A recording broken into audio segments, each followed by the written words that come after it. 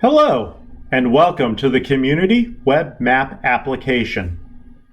This application is designed to illustrate many different features called layers related to the physical, natural, and planning environment. This short video will demonstrate how you can use this tool on your own devices to learn more about your area.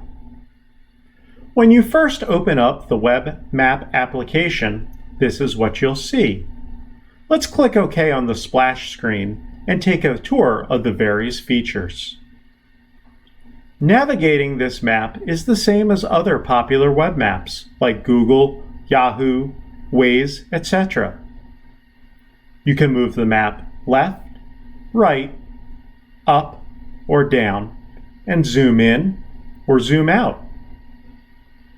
On the top left of the screen, you will notice three navigational buttons: Zoom In, Zoom Out, and Home.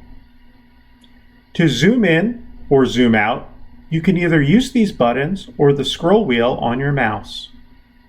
If you ever get lost while exploring this application, you can click the Home button to return to the original view of the map. Alternatively, you can hit the refresh button on your browser. Now let's move to the other side of the screen, the top right. Here, you'll notice a series of three buttons. In the order from which they appear, from top to bottom, are a magnifying glass, an information widget, and the share button. When you click on the magnifying glass, it allows you to type in a street address or a place of interest. Additionally, you can use your current location. Please note that if you click the current location option and you're using a computer connected to the internet, your location is determined by your IP address, and this may not work properly. However, if you're doing this from a phone, the chances are it'll be using GPS and be very precise. Let's show you how the search box works. Here we're going to search for Navarre High School and click Enter. And you'll notice it takes us right to the area. Next, let's look at the information widget. When you click on this button, it opens up the splash screen or pop-up that you first saw when you opened the application. This information area is where you can find links to other web pages or other sources of data. Finally, let's look at the Share button. When you click here, it gives you the option to share the map on popular social media applications, by email, or simply by copy and pasting a shortened URL. Now, let's move towards the bottom of the map. But first, let's click that Home button to reset. On the bottom right corner of the screen, there is a button with a stack of diamonds that looks like a sandwich. This button opens up the features called Layers. The Layers list shows all the various information and data that you can add to the map. To turn a layer on or off, you click the eye graphic to the left. Some layers may have multiple sublayers within them. When this happens, you'll notice that there's a caret rather than the eye. If you click the caret, a submenu will open up, and you can turn those layers off and on using the eye feature. It is important to note that some layers will require you to be zoomed in to a location. Additionally, some layers contain a lot of information and may take a few seconds to load. Now, let's move to the bottom left of the screen. This box contains your legend or map key. It shows the name of the layer in bold on the top and how many different items or features of that layer are on the map. In this case, you'll notice that the subdivisions layer is turned on by default, and there are 1,042 features or items present. If you click the Features box, this allows you to quickly turn these layers off and on. This can come handy when you have a lot of layers turned on. Next to the legend box, you will notice two arrows. This just minimizes the legend box so you can see the entire map. This concludes the basic overview of the functions of the map.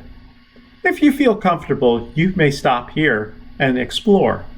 If you'd like to go through an example, please hang with us for a few more minutes. Let's look at an example and explore some additional features of this application. Let's click the magnifying glass. You'll notice next to the search bar, there's a drop-down arrow. Let's select the subdivision's open data. This allows us to search for subdivisions by name in the county. Let's examine Creets Landing. You will notice that we've zoomed in to the area known as Creets Landing. We can clear the search result box with the X button. Now, let's click the Layer Sandwich button and turn on the Stormwater Problem Areas layer. You will notice that the legend box on the bottom left has added some information, and that to the north, or top, of the Creets Landing area, there is now an orange area. If we click on that orange area, the application pops up additional information and highlights the entire area. The pop-up contains that additional data or information. In this instance, the pop-up shows that this area was identified by the 2006 Digital FIRM, or FEMA flood map. You will also notice that to the top of the highlighted area, there's a small portion that's not highlighted, an additional orange area. This is a second 2006 Digital FIRM area that is a stormwater problem layer. If you look at that legend box on the bottom right, you will see that the 2006 Digital FIRM category shows a count of 2. That means that based on your location and your zoom level, there are 2 areas that are designated as stormwater problem areas, as identified by the 2006 Digital FIRM. Let's zoom out. Now you'll notice as the map area grows, other stormwater problem areas begin to populate and the count changes. This will happen with all the various features. It is a dynamic count and will change as you move about the map, zoom in or zoom out. Now let's look at what happens when you have multiple layers open and you click on the map of an area of interest. This will open up the pop-up box. This box contains various table information for each layer. Some layers have a lot of information connected to them. Other layers do not.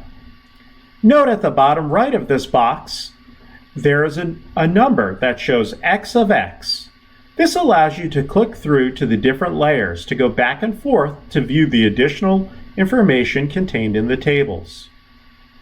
It's important to note that all this information is provided by county, state, or federal GIS data sources.